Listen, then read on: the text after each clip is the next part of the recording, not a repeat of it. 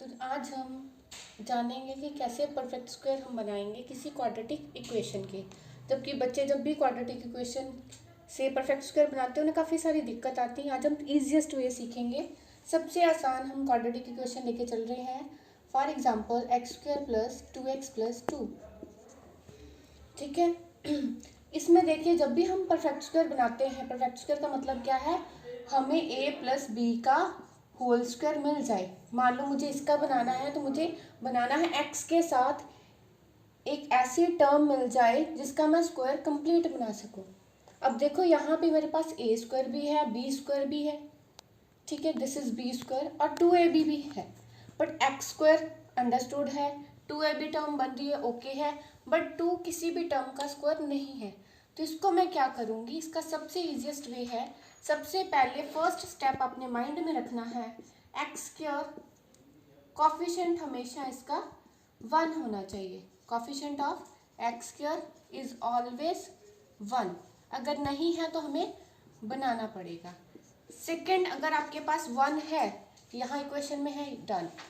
अगर नहीं है तो हमें बनाना पड़ेगा। यहाँ पे हमारे पास इजीएस्ट से हम टफ की तरफ चलेंगे, तो पहले हम इजीएस्ट एग्जांपल लेके चलते हैं। तो 2x, x का कॉफिशिएंट हमने उठाना है जस्ट, और कुछ नहीं देखना, ना एक्स स्क्वायर देखना है ना 2। अब x का कॉफिशिएंट कितना है 2, तो 2 को हमने क्या करना है, जस्ट 1/2 से मल्टीप्लाई। तो सेकेंड स्टेप क्या हो गया कि multiply 1/2 with the coefficient of x।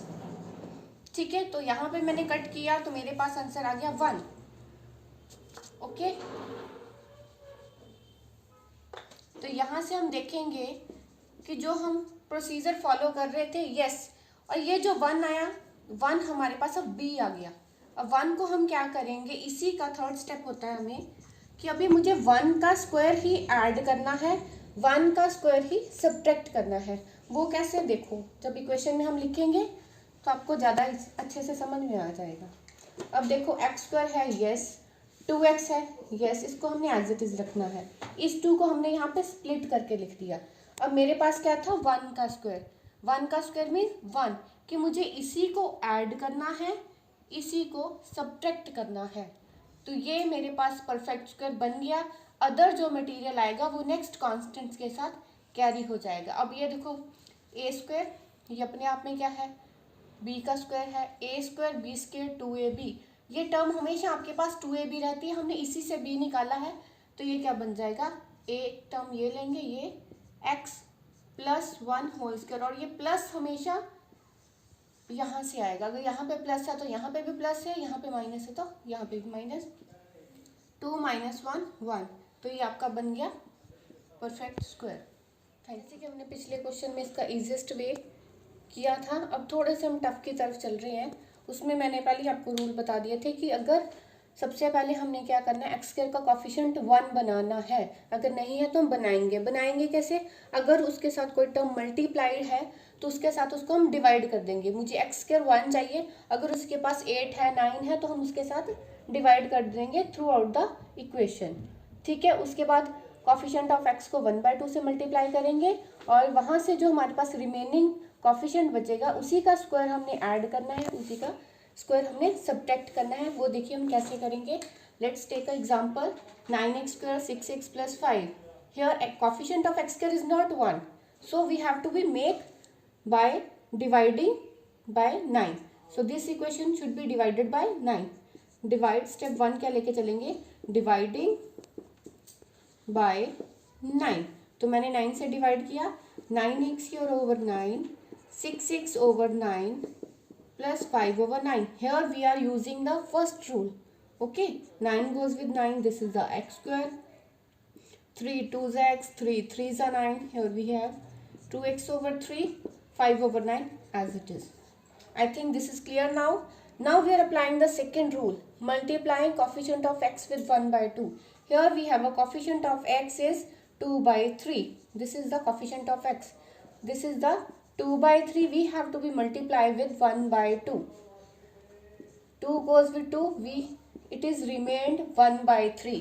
Okay, now we have to be then हमने थर्ड स्टेप में क्या लिखा, remaining coefficient square add and subtract. Now we have to be make this coefficient square 1/3 whole square. As you know 1 square is 1, 3 square is 9। अब हम क्या करेंगे, remaining coefficient square हो गया, यहाँ तक क्लियर है। Now the last step is add and subtract. तो ऐड एंड सब्ट्रैक्ट में काफ़ी बच्चे कंफ्यूज हो जाते हैं कि हम कहाँ ऐड करें कहाँ सब्ट्रैक्ट करें। तो हम ऐसे कर लेते हैं कि ए स्क्वायर और ए बी वाली टर्म को अलग से मैंने ब्रैकेट में डाल दिया।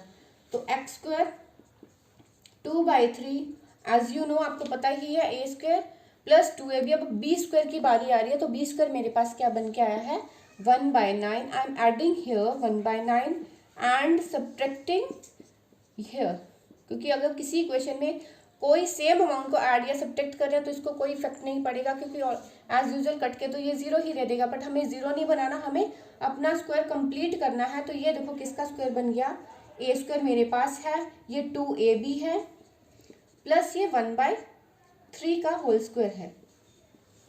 और यहाँ पे हम सॉल्व करेंगे, डिनोमिनेटर 9 तो 5 - 1 हो जाएगा।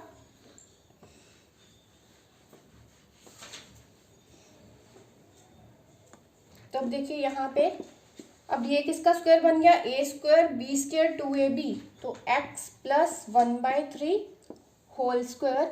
और यहाँ पे मेरे पास क्या बच गया है, 4/9। अगर आपको डाउट है तो स्क्वायर को साइड में खोल के दिखा सकती हूँ कि इसका स्क्वायर यही बनेगा, A square yes A square, B square yes 1/9, 2ab। Just look at here, X square plus 1/9 plus 2x/3। अगर मैं इसको अरेंज करके लिखूँ, 2/3x plus 1/9। I think this is the result, जिसको हमने अगेन ओपन करके इसलिए बता दिया ताकि आपको डाउट ना हो कि यहीं से ये टर्म बनती है या नहीं। तो यहाँ से आप सीधे लिखोगे, इसको एक्सपेंड नहीं करोगे। तो इसको थोड़ा सा और सेटअप करके लिख देते हैं, क्योंकि ये क्वेश्चन आपको बहुत ज़्यादा इंपॉर्टेंट रहेगा। एज 10th क्लास में भी है, एज +2 क्लास में भी, जब आप इंटीग्रेशन करते हो तो वहाँ पे आपको इस फॉर्म में टर्म्स को चेंज करना होता है। आई थिंक ये आपको काफ़ी हेल्पफुल रहेगी video. Thank you for watching, stay blessed.